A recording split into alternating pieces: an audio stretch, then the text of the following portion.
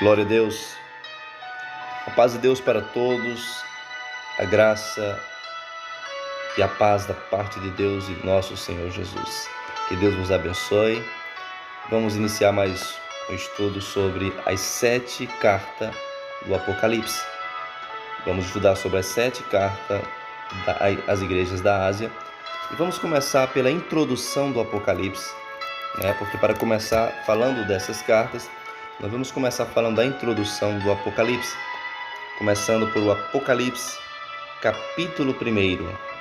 Lemos com a ajuda de Deus e a guia do seu bom Espírito. Amém.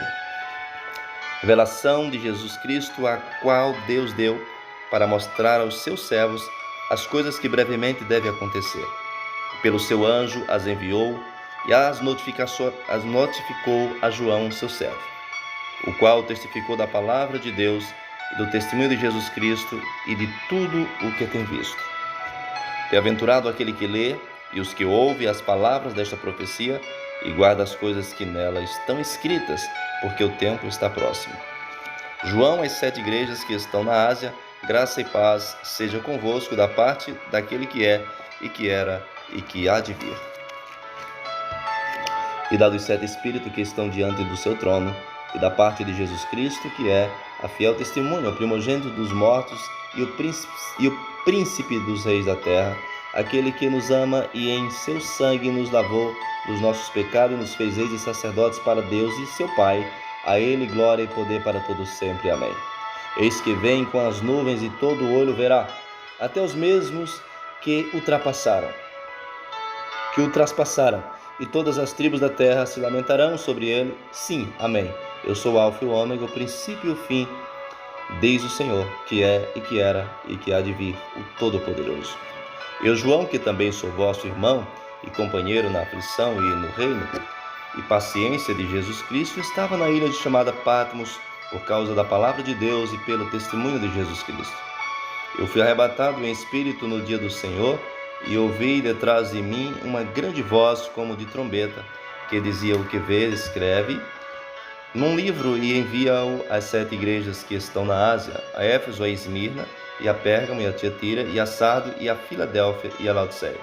E virei-me para ver quem falava comigo, e virando-me, vi 7 castiçais de ouro. E no meio dos 7 castiçais, um semelhante ao Filho do Homem, vestido até os pés de um vestido comprido e cingido pelo peito com um cinto de ouro, e a sua cabeça e cabelos eram brancos como lã branca, como a neve, e os seus olhos como chamas de fogo, e os seus pés semelhantes ao latão reluzente, como se tivesse sido refinado numa fornalha, e a sua voz como a voz de muitas águas.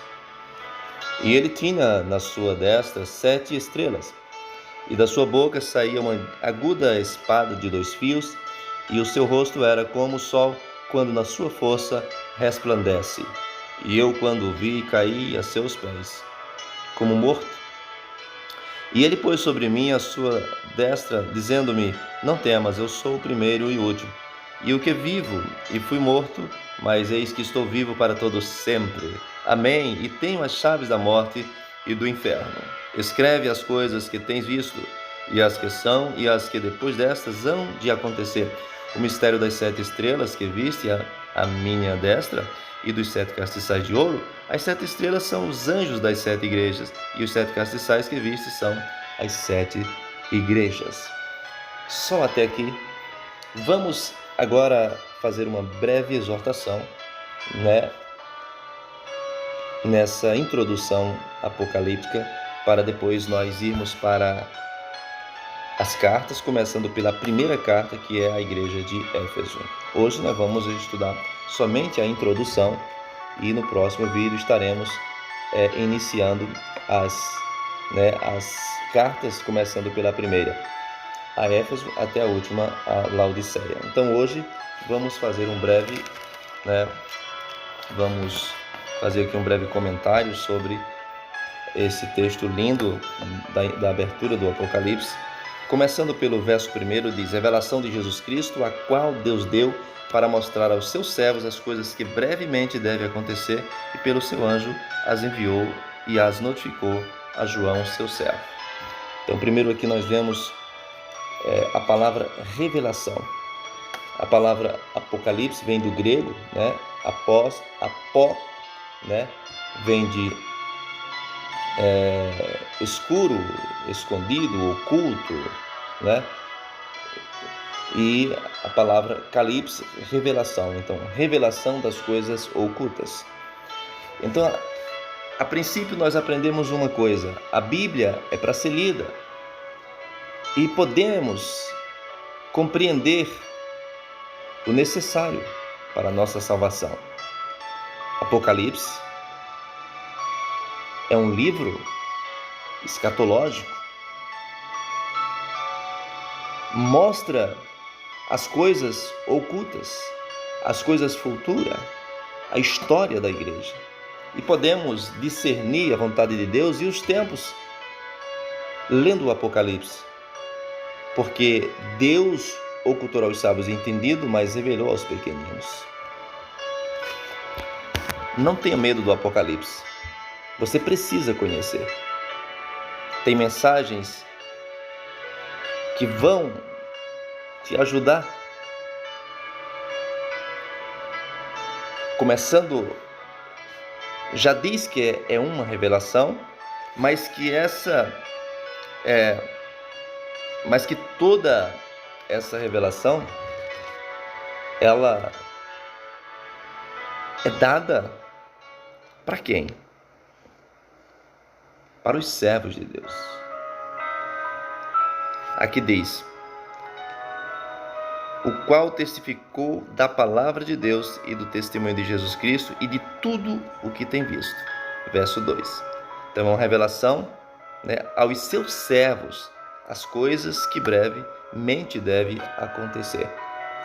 Então, para muitas pessoas, muitas coisas vão continuar obscuras, mas para nós, muitas coisas vão se esclarecendo, e de acordo com o que as coisas vão acontecendo, o crente vai entendendo e não vai sendo pego de surpresa. Bem-aventurado é aquele que lê e os que ouvem as palavras desta profecia e guardam as coisas que nela estão escritas, porque o tempo está próximo. Então nós vemos no verso 3 dizendo que felizes são aqueles que lêem a Bíblia, os que ouvem a Bíblia, porque muitos não sabem ler, mas você pode ouvir. Mais bem-aventurado é os que guardam no seu coração, né? E praticam, né? Praticam aquilo que o Senhor ensina e guardam as coisas para ficar atento, para que possamos escapar da ira futura. As coisas que estão escritas, porque o tempo está próximo. Por que o tempo está próximo? Em primeiro lugar, um dia para o Senhor é como 1000 anos. E em segundo lugar, a vida é muito breve. Nós não vivemos mais que um século. Nós só vivemos uma vida. E a nossa vida pode ser pouco tempo. Não sabemos quantos dias temos. E por mais que vivamos uma vida longa, não passamos de um século.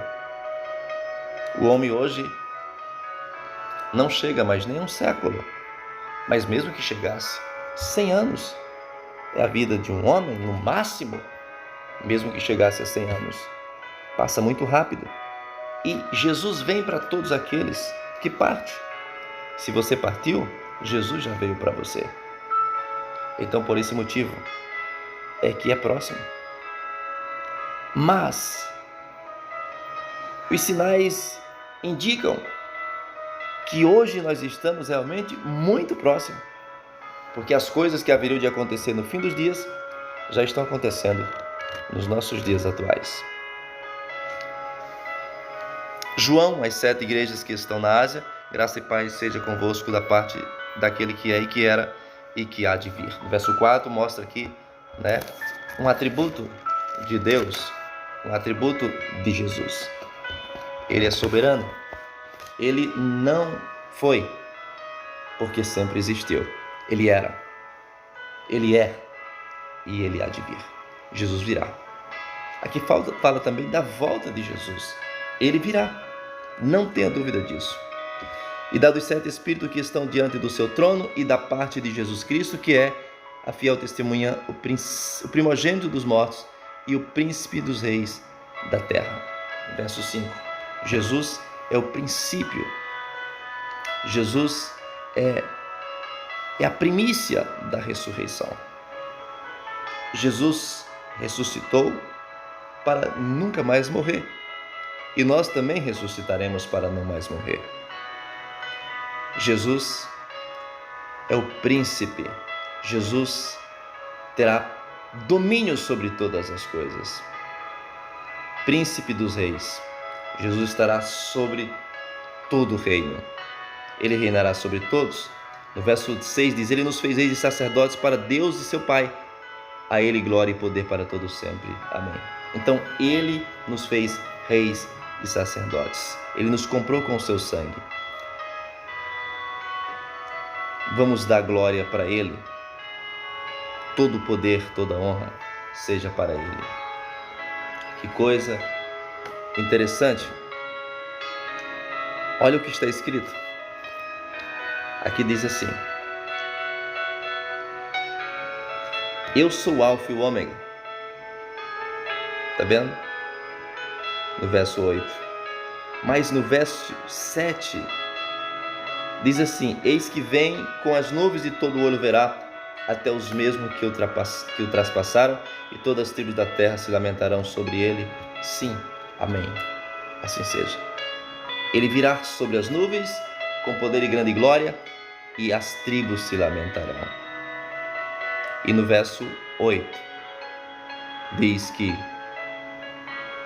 Ele é o Alfa e o Ômega, o princípio e o fim, o que era e que é, que era e que há de vir, o que é, que era e que há de vir, o Todo-Poderoso. Mais um atributo: a onipotência de Deus. Ele tem todo o poder, tudo sobre o seu domínio, e nada foge do seu controle.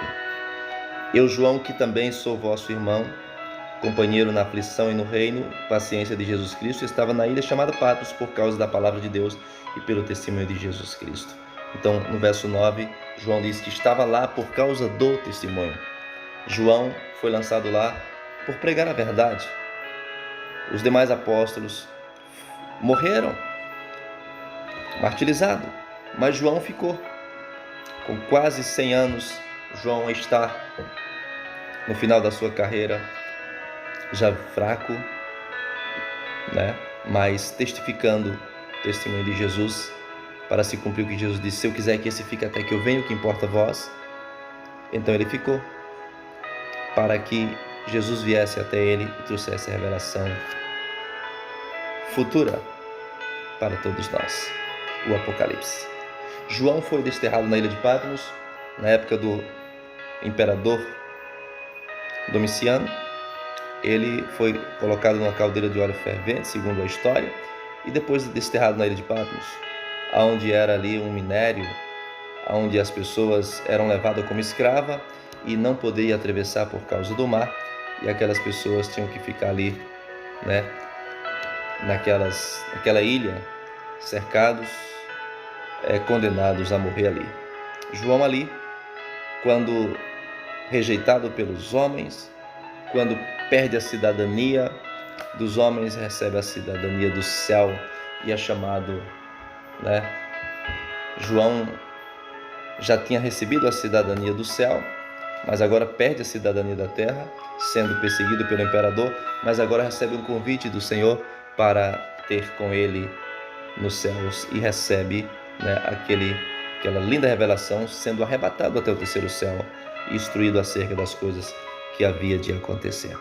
É no deserto, é nos momentos mais difíceis da nossa vida que Deus aparece para nos privilegiar com a sua presença, com a sua glória. E veja o que aconteceu. Aqui diz que por causa do testemunho ele estava lá. Por causa do testemunho de Jesus, nós podemos ser perseguidos. Mas aqui diz, ele diz: eu fui arrebatado em espírito no dia do Senhor, e ouvi detrás de mim uma grande voz como trombeta, que dizia: o que vê, escreve no livro e envia às 7 igrejas que estão na Ásia, a Éfeso, a Esmirna, Pérgamo, Tiatira, Sardos, Filadélfia e Laodiceia. E virei-me para ver quem falava comigo, e virando-me, vi 7 castiçais de ouro, e no meio dos 7 castiçais, um semelhante ao Filho do Homem, vestido até os pés com um vestido comprido e cingido pelo peito com um cinto de ouro. Coisa maravilhosa. Veja que João aqui ele faz questão de citar um detalhe, né? As vestes compridas até os pés. Primeiro que essas vestes representam a santidade, o revestimento, né? A pureza. Jesus estava revestido totalmente com as suas vestes compridas, com as suas vestes brancas. Mas aqui também mostra o exemplo que Jesus, sendo o nosso espelho, se vestia com vestes compridas. Se Jesus e os anjos no céu, na glória, onde não existe pecado e onde não existe malícia, onde não existe pecado, as vestes são tão compostas. E nós que estamos numa terra pecaminosa, porventura vestiremos diferente? Claro que não. Quem é um verdadeiro adorador, quem é uma verdadeira adoradora, veste de vestes compridas para cobrir as vergonhas. Mas aqui está aqui um outro detalhe. Ele estava cingido, né? No peito com um cinto de ouro. Então ele estava cingido com um cinto de ouro. O ouro representa a glória de Deus. Mas diz mais, a sua cabeça com cabelos brancos como a lã, como a neve, e os seus olhos como chamas de fogo. Então, o branco representa aqui a pureza, a luz, a luminosidade e o resplendor da sua glória, a sua pureza. E diz que seus olhos são como chamas de fogo, representando o grande poder que ele tem nos seus olhos de enxergar em todos os limites. Não existe lugar nenhum que podemos se esconder da presença de Deus. Cristo Jesus, Ele está no meio dos castiçais. Ele está supervisionando a igreja. Ele está observando a igreja. Ele vê todos os nossos passos, o que fazemos, o que praticamos e o que pensamos. Porque os seus olhos vê tudo. Não que ele esteja aqui literalmente andando no meio da igreja, mas que os seus olhos estão voltados para a igreja e que ele está nos observando, tanto pelo seu poder soberano, de poder, através do seu Espírito está em todos os lugares, como através dos seus anjos que estão cercados em volta de nós, nos guiando, nos protegendo e trabalhando a nosso favor. Deus está nos observando, Jesus está sempre observando a igreja, como estamos agindo, de que maneira estamos cultuando, se estamos adorando de verdade, se estamos usando a mensagem da cruz, se estamos usando o evangelho do reino, se estamos usando Jesus como atração, se estamos colocando outra coisa no lugar para atrair, se estamos usando um método bíblico, se estamos criando um outro método, se estamos dando a glória a Ele, se estamos buscando a glória para nós. Ele está nos observando.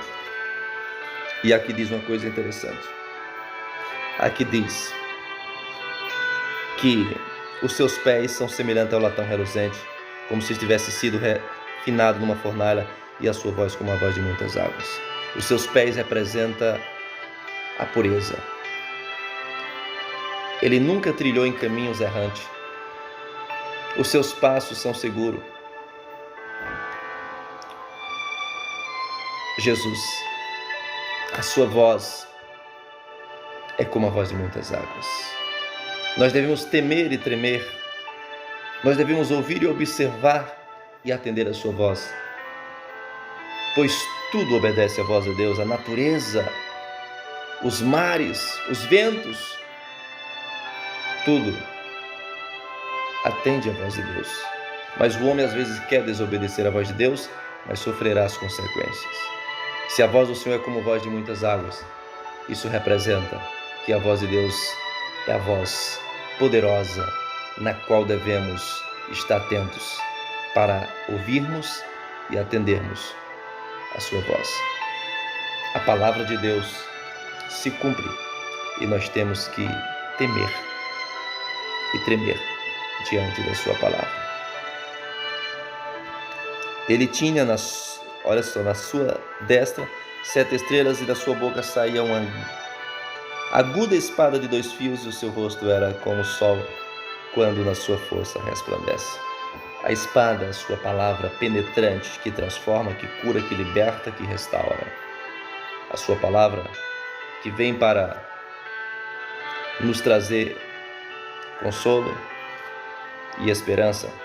A palavra que nos repreende, a palavra que vem nos trazendo consolo, que vem nos orientando e que vem também nos ameaçando, se caso não dermos ouvido a ela. Aqui diz que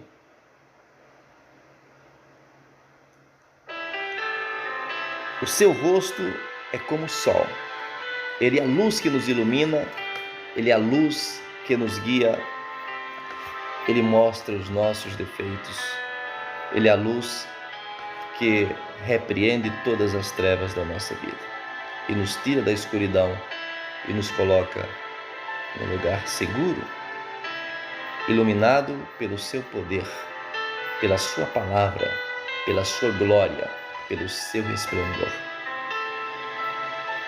João disse, ele disse, quando vi cair a seus pés, como morto, e ele pôs sobre mim a sua destra, dizendo-me, não temas, eu sou o primeiro e o último, e eu que vivo e fui morto, mas eis, aqui estou vivo para todo sempre, amém, e tenho a chave da morte e do inferno.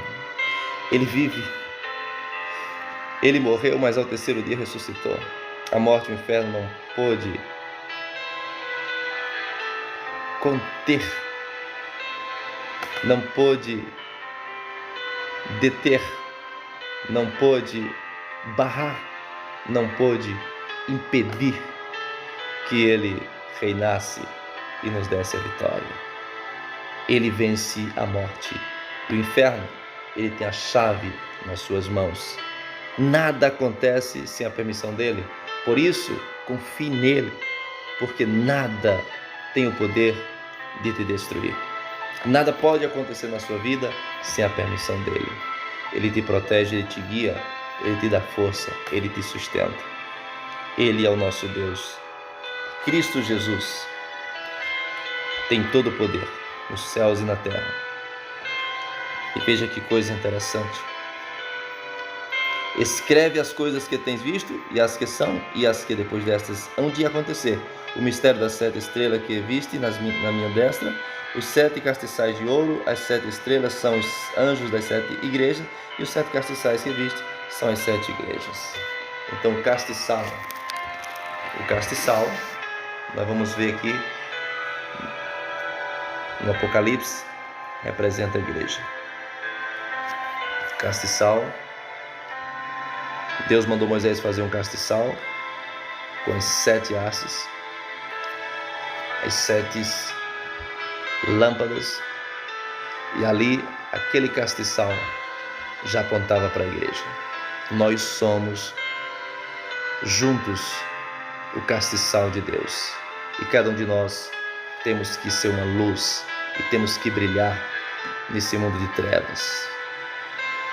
Nós somos os castiçais e o nosso Deus está olhando para nós, está acendendo as nossas lâmpadas, colocando azeite nas nossas candeias e nos dando autoridades, sabedoria e entendimento para brilhar em meio à escuridão, para sermos luz e astros no meio dessas trevas tenebrosas desse mundo de pecado.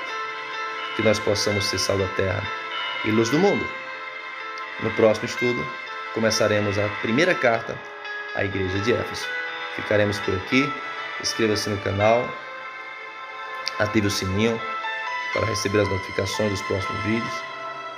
Compartilhe, comente, para que nós possamos avançar o reino e levar o evangelho a mais pessoas. Até o próximo vídeo. Que Deus os abençoe em Cristo Jesus. Amém.